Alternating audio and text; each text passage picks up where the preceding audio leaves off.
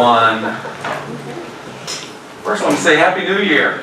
Happy New Year. Oh my gosh, it's going to be an awesome year. Last year, as we dealt with a lot of different things we talked about at the last meeting, one thing's for sure is I think that we have a good team in place, and we're moving into 2021 with lots of momentum. So let's get started today. Thank you and welcome everybody here tonight to the Tuesday, January 5th, 2020 Madison City Council meeting. 21. Oh, wow. Okay. Correction. Put my glasses on. Thank you, Councilman. We'll start with standing and removing our hats and reciting the Lord's Prayer, followed by the Pledge of Allegiance, and get to business. Our Father, who art in heaven, hallowed be thy name. Thy kingdom come, thy will be done, on earth as it is in heaven. Give us this day our daily bread, and forgive us our trespasses, we forgive those who trespass against us. And lead us not into temptation, but deliver us from evil. For thine is the kingdom, power, and glory forever.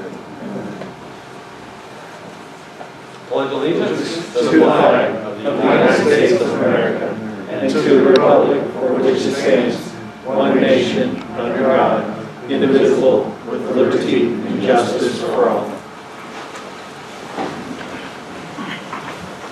Thank you, everyone. Clerk, may we have a roll call, please? Yes. Kavanaugh. Here. Creech. Here. Lucy DeTillo. Here. Rampy. Here. Chatham. Here. Bartlett. Here. Dan DeTillo. Here. Council, before we move into the agenda, per state statute said the first meeting in January where council is to select a president pro tem.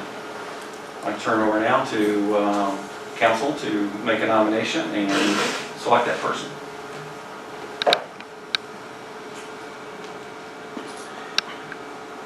I'd like to nominate Katie Rampy to continue as president.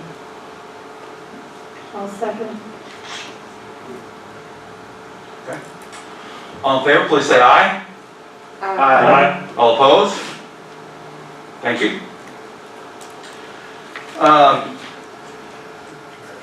Congratulations, I think. Thank you. Now let's move on to the minutes from council meeting on December 22nd. Council, do you have any amendments or modifications to the minutes? If not, we'll entertain a motion to approve the minutes as presented.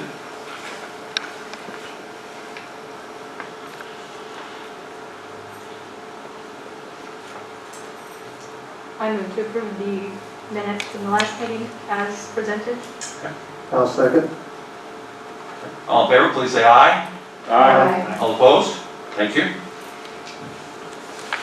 We do not have any resolutions on or bills on first reading or reports from city officials, so I'll turn it over to council. Dan, clerk. Yes, we have two bills on third reading tonight, and the first is ordinance number 2020-19, an ordinance of the Common Council of the City of Madison, Indiana, to create the position of deputy mayor. And clerk, we'll have a roll call. Oh, the sponsor is Councilman Chatham, and clerk, if we could have a roll call vote. Chatham. Yes. Kavanaugh. No. Rampy. Yes. Creech. Yes. Lucy DeTillo. Yes. Dan DeTillo. No. Bartlett. Yes. Thank you, council. That bill passes. And the next is ordinance, or it's amending ordinance number 2020-13, and it's an amended ordinance fixing salaries of appointed officers and employees of the City of Madison for the year 2021. And again, this is a companion ordinance that deals with the title as presented in ordinance number 2020-19. Could we have a roll call? Okay. Rampy. Yes. Kavanaugh. No. Chatham. Yes. Creech. Yes. Lucy DeTillo. Yes. Dan DeTillo. Yes. Bartlett. Yes. And that ordinance passes as well. That does it for all bills on third reading. Thank you, council. And before we get into the mayor's comments, I mean, again, it's a pretty light agenda, but again, I want to thank everybody for being here at our first meeting for 2021. This is one of my favorite parts of our meetings, which I consider our town hall portion of our city council meeting, which happens twice a month. So if there's anybody here in the public who would like to address the mayor's office and city council, now would be the time to do so, and we welcome you to the podium.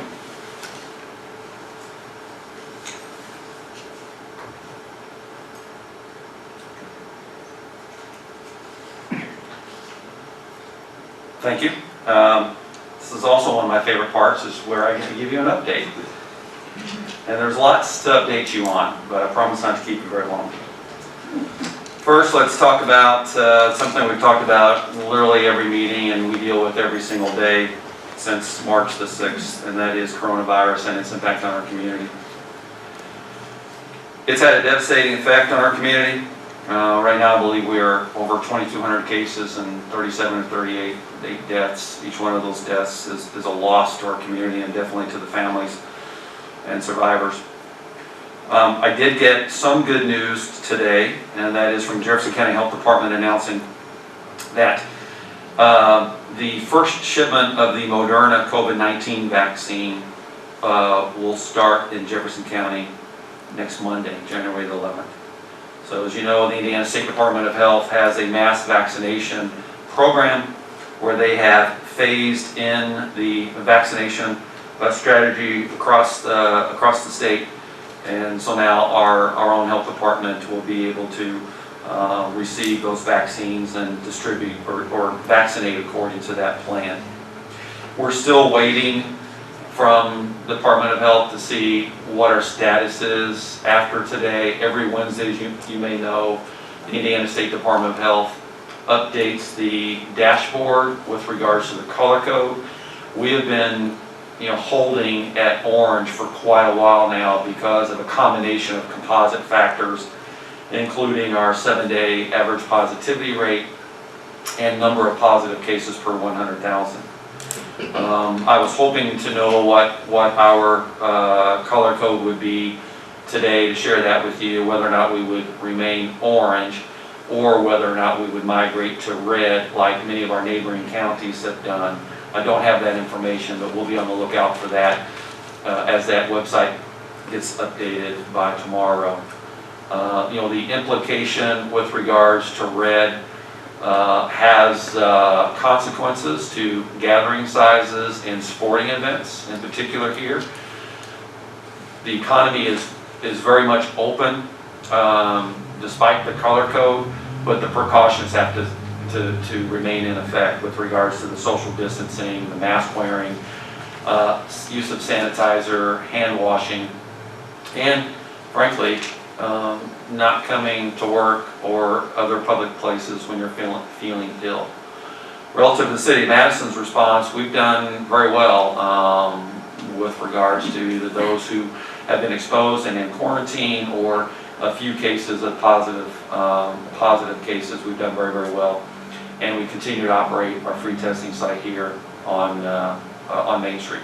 So more to come on that, but we'll continue to follow all the protocols and focus on workplace safety so that we can continue to leave City Council open, council chambers as well as City Hall open, to be here for the individuals in the business community. But more to come on COVID.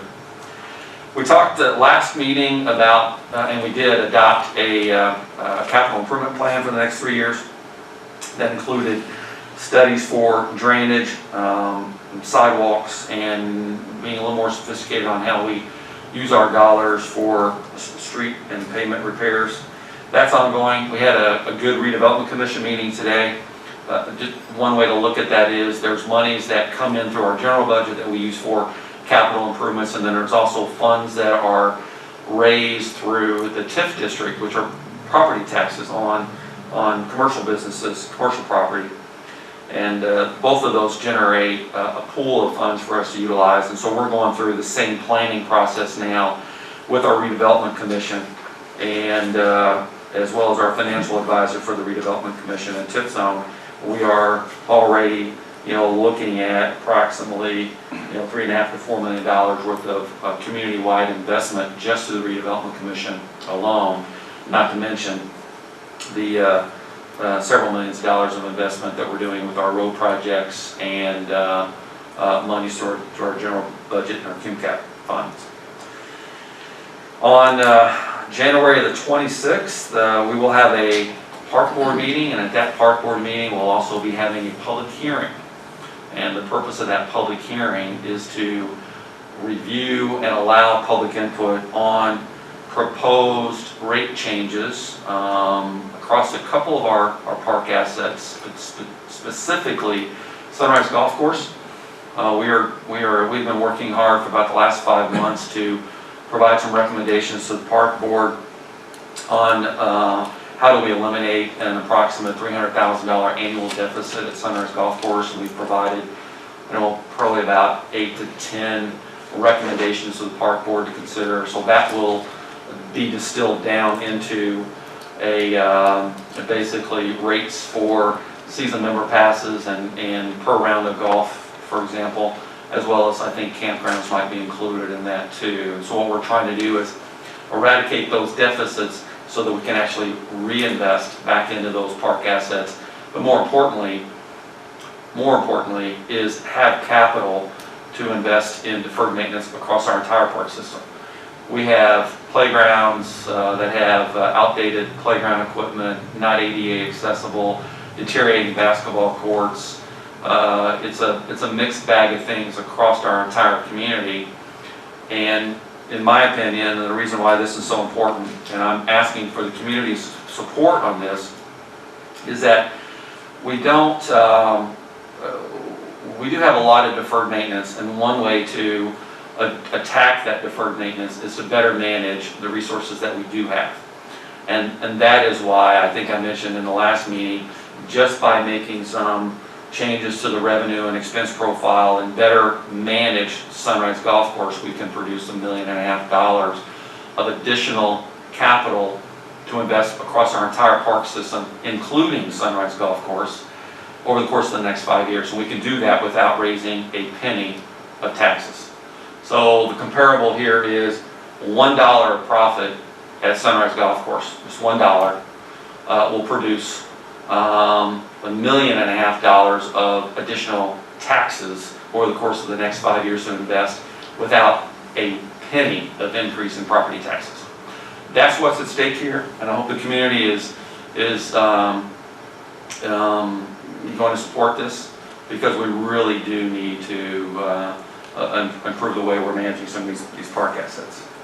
So we'll have a public hearing on the 26th, and there's still some work to do to get there, but council, if any of you all receive questions on what's going on across the Parks Department, feel free to refer them to the mayor's office and Matt Woolard, who's our Parks Director, and we can follow up with them on any specific requests. But we have been embarking on about a 5-month, community discussion to really prepare people for why this is necessary and what the implications are. And there's some good that's come out of this, which is we know that outdoor recreation is something we want to support, and we know that golf is a youth sport that we want to continue to encourage. And so not all of those classes of individuals are going to see rate increases. In fact, our senior community is going to see quite a benefit, even though the rates are going up slightly.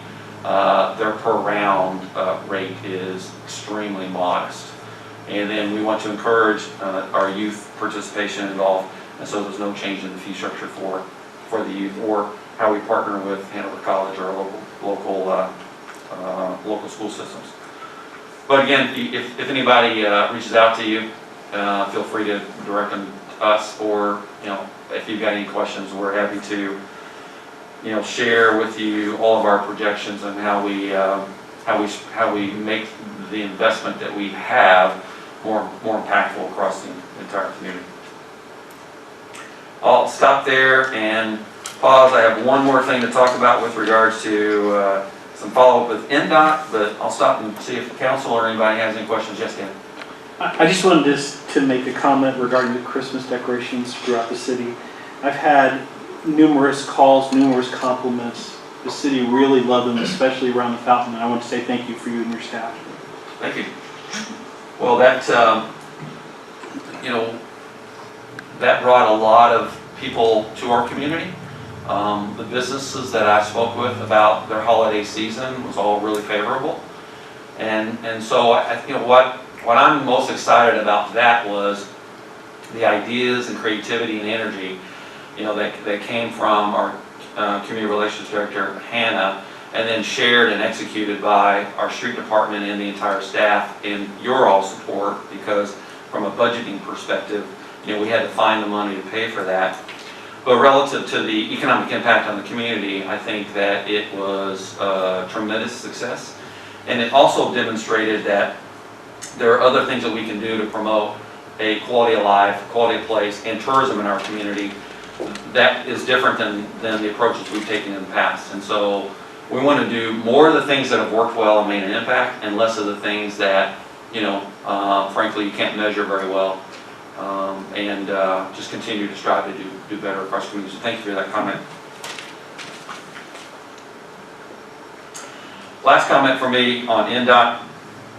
As you know, they're our major partner with regards to the roads across the county and city.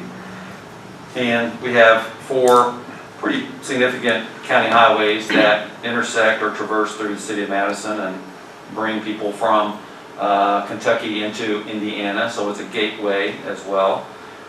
We do have issues on some of our roads, particularly speeding and crosswalk safety, and still some lingering truck traffic up and down Hang Rock Hill that's on a state highway. So it always prompts conversations with NDOT on how we can improve traffic safety and crosswalk safety, and also control traffic a little bit better. But relative to the east end, as you know, with the new bridge approach, there's a lot more traffic coming in on the far east end now, down by Hillside Inn, because that's where the new approach is. But when NDOT resumes construction in the spring, they will be focusing on making the crosswalks on the north-south streets that intersect with Main Street east of Walnut Street, which is the Highway 421 project. They're going to make those more visible, and there's definitely more directional signage that's being placed. Councilman Tevenall, I'm sure you received some calls with some traffic, still traversing down 2nd Street heading west. So there's more directional signage going on all across the community, frankly, Hilltop, downtown, on both ends, to deal with our truck traffic and directional traffic, so that the trucks know what the truck route is up 421 and across 62. And then also working hard to create visibility at our crosswalks. There's a lot of traffic down there now, but there's still a lot of pedestrian activity, and it's very difficult to get across the street unless you walk all the way down to a stoplight. So that's happening literally all across the community. We have a lot of things planned that we're working on. As soon as spring hits, we'll be attacking some more paving projects with the second round of community crossing grant proceeds. But right now everything's kind of idled on the East End Bridge Approach project because of winter. And when spring hits, they'll come in, do the final milling and paving, and then button up that project. And hopefully by then all the signage and crosswalk improvements will be done. And then we'll also be well along our way with regards to the interim work we're going to be doing on Main Street and up to the top of Hanover Hill. I'm happy to answer any additional questions or open it back up to council before we adjourn. Yep, I just wanted to say the entire East End thanks you for the work you're doing with NDOT, trying to get the signage right.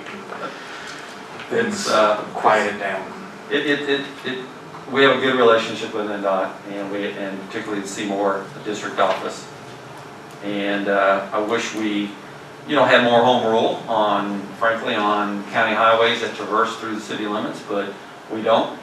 But we can do what we can do, and Chief Wallace and I and Chief Staff Mindy McGee, we have already talked about how to improve traffic safety and deploy more resources, and that's what we intend to do, because we are expanding the Madison Police Department this year. And public safety is priority number one, and that includes a lot of different approaches, not just, fighting crime, but also just improving, the pedestrian and the different the multiple modes of transportation that we have across our community now, which makes Madison, fantastic place to live. So there's a lot going on, and I'm happy that we have an engaged community like the East End, and then we have several neighborhood watch groups across the city that really put some fantastic eyes and ears on what's going on in their neighborhoods, and that's what Chief Wallace and others need to hear about. Our next meeting is going to be 2 weeks from tonight, which is the 19th, Tuesday, January the 19th. Council, thank you for your service again, and look forward to working with you in 2021. I'll turn the floor back over to council, and if not, we'll entertain a motion to adjourn.